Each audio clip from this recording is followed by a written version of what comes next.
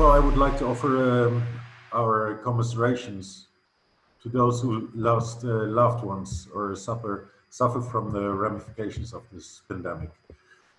It's clear that the academic discussion that we're having about the consequences for our profession should in no way be seen in the light of downplaying or neglecting the personal or societal tragedies that shatter people's lives all over the world.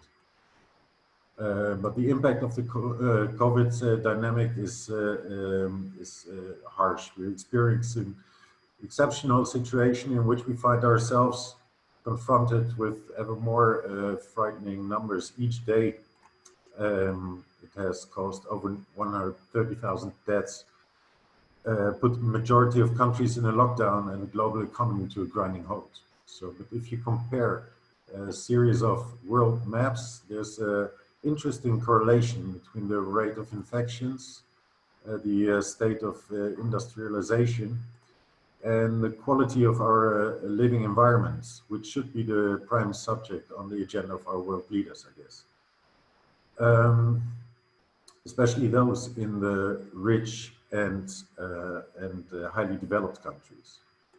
But comparing the annual casualties due to air pollution to the ones of the COVID-19 virus makes you think which one of those poses the greater threat to humanity. Quite obviously, it's a man-made catastrophe that's quietly taking place. The strict measures taken by governments to contain infections and prevent the virus from spreading even more shows direct results on our environment. Air pollution is diminished by more than 60% in China. And in northern Italy, the stars are visible at night above car-centric metropoles like Los Angeles. Indians are able to see the Himalaya and from a large distance, and people in Venice realize that there's actually marine life in their canals. Unfortunately, these images only show temporary and local improvement and do not affect the larger issue of climate change due to our human economic activities. So to stress a phrase that was often heard in the past weeks, there's another curve that definitely needs to be flattened. And the current situation shows that we as people, as humans, as architects and urban designers, do play a very strong role in this. Certainly as architects and urbanists, we need to be aware of our responsibility. Since building industry is responsible for almost 40% of the CO2 emissions, which confronts us with a massive challenge for the years to come. So if we want to get to the Paris climate goals, we have to work very hard to reach those in the next 10 to 15 years.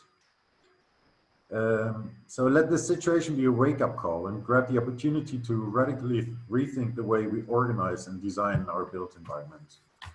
So like Winston Churchill said, never let a good crisis go to waste. So what can architecture do? Of course, architecture can provide first response temporary solutions for urgent needs for emergency shelter or healthcare institutions. We've seen this image before. Suddenly it becomes apparent that we can build a whole hospital within 10 days to cure more than 1,000 patients. Next to this, there's a chance and a necessity to redefine the characteristics of the places that we live and work and play and all the possible combinations in these. So as we see ourselves confronted with a lockdown, also in the Netherlands, the whole office since a month is working from home and apparently it works fine. But we, of course, we do lack the social contacts. Architects will find themselves facing stricter regulations and limitations due to the crisis, which will all demand a great deal of creativity and thinking outside of the box in order to translate these limitations into fascinating architecture. Just show an example from our early work in which the height limitation of the building was forcing us to reach the total number of 103 apartments by hanging them on the facades. That means like try to make something positive out of the limitations and use these as a creativity input.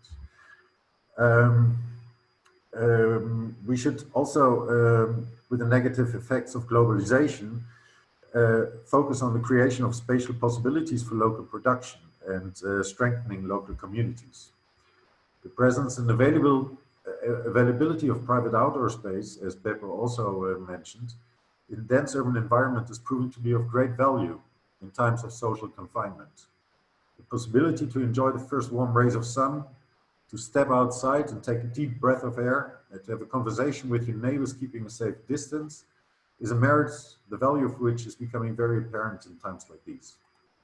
And next to the obvious elements of architecture, I'd like to focus on the much larger and much more potent possibilities for design on an urban or regional scale to meet the 17 United Nations Sustainable Development Goals. One thing we should definitely put a lot of effort in is the creation of an inclusive society. Large groups of the population do not have the luxury, like we do, to work from home. Those are the ones that work in manufacturing or service industry with low wages, and they are deprived of insurance or healthcare that could provide a safety net in when businesses grind to a halt.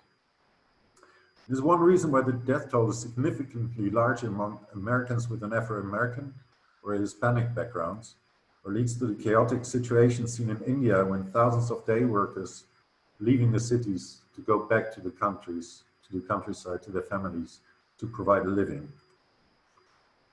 Interestingly, the notion of the modern city as an answer to the pandemics in overcrowded and unhygienic city life of the 19th century has led to the spatial separation of work, life, and play, leading to the necessity to travel long distances between these nodes of daily life.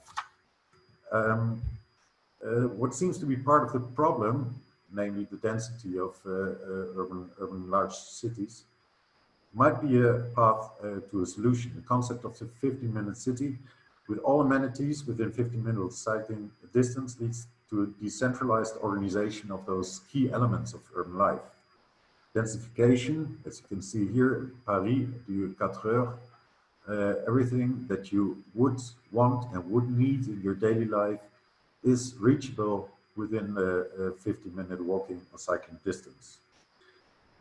Also, we did a study on Grand Paris, which is more ambitious and more responsible.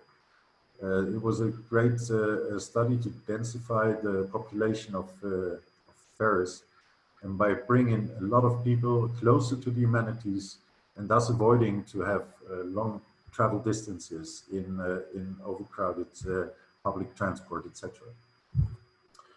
We did the same for Oslo a couple of years ago, in which we showed that 500,000 people could be added to the population of Oslo without touching the beautiful countryside around it, just by densifying the nodes of public transport. One of the examples that was realized is the Bjørvika master plan right in front of the central station, which saves 6,500 car journeys a day, or 3,200 tons of CO2 emissions a year. In our own, go back one. In our own neighborhoods in Rotterdam, we initiated the mobility challenge, in which car owners of the neighborhood were offered free parking in a nearby facility in exchange for a free ticket to public transport or a e-bike. What we did do with the vacant parking lots was to fill them, inhabit them, like you can see here on that little image, with mini parks and gardens and playgrounds, which had huge impact on the quality of public life and the awareness of the necessity of a good and green outdoor space in your direct living environment.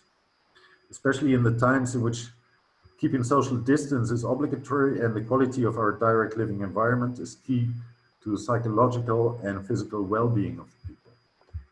One last thing that I would like to emphasize is the fact that we see ourselves under severe measures by our governments.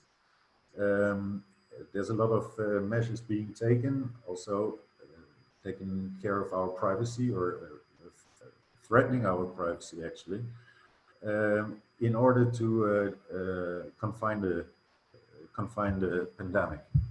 We should be very careful that these measurements are only temporary, and that we hold our governments responsible for taking care of privacy and safety in our cities. And we as individuals also have this responsibility to take care of that. That was my take on it. Thank you for listening, and I'm looking forward to the discussion.